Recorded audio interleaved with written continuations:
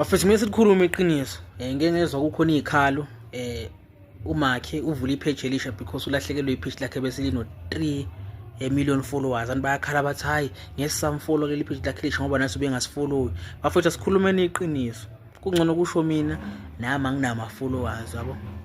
Ekugcineni bafethu ngoba sifuna abantu besifollowe ngenkani, sibasifollowela ini? Ngoba umuntu uma ezokufollowa uzokufollowa because uyayithanda lento oyenzayo. Ngeke ngikwazi mina ukuposta abantu abangilikeeli bese ngiyakhala abacomment ngiyakhala mina ngiyaposta abantu abangilikeeli mina abantu abangifollowi. Abantu bafollowa into abayithandayo, abantu balike into abayithandayo bafowethu. Asikudingo sokukhala, mina into kumele ngenze yodwa ukuthi mangifaka into ngibona ukuthi abantu abayilikeeli or abayibuki, ikuphi la mina kumele ngilungise khona. Ngiphinde futhi ngizame futhi. Abantu bameyimnandi bazongifollow, into ameyimnandi bazolike. There's no need ukuthi mina ngikhale ngabantu ukuthi abangifollowi, abantu mina abangilikeeli. I-content eyikhulumela yona noma ilento oyipostayo eyikhulumela yona.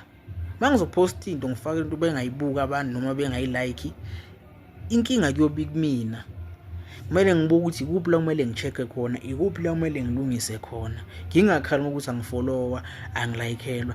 Lawo ma-follower owafunayo nama likes owafunayo uzowenzani? Ngoba ekugcineni abantu abahleki i-content yakho, abantu abafundi kwi-content yakho, but in the end of the day ufuna abantu bekufollowe, bekulikeele.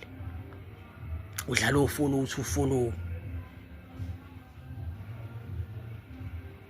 Udlalo grabs lezo zinto lezo uthi abantu abafundeni. Futhi mase sikhuluma iqiniso, kumele sibhekane nale iqiniso.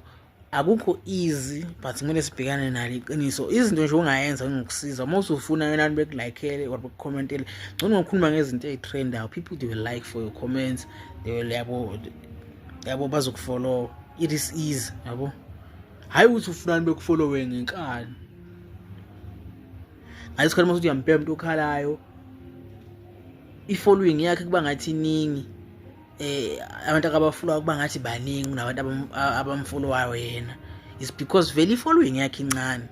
Yabo nje ngami nje ngifollowa abantu abawu-10k, abantu engibalandelayo engibafollowayo u-2.2 followers. Uyabona kuba ngathi nami abantu engibafollowayo baninganyana yabo. But wathi nami mhlawumbe ama-followers akhulu abamaningi ngizobona ukuthi bancane nami abantu engibafollowayo. Yabo ekugcineni umuntu ufollowa into akayithandayo. End of the story. So li page lami lihackiwe, mina angaphulanga umthetho.